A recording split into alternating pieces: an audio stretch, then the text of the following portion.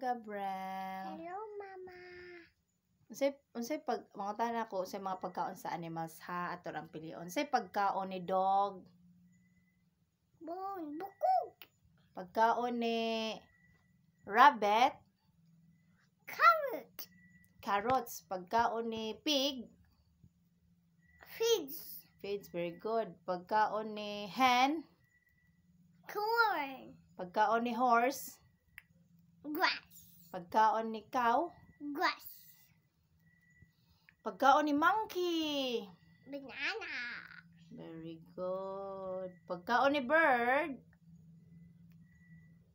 Worm. Very good. Caterpillar. Labud. Ay, labod. Very good, day. Wag yung kakalimot, day. Very good, Gabriel. Smile. Diyo, pusing po do. Ay, pagkita ang mouth, ano? Ayaw ba, ingan na? Ano?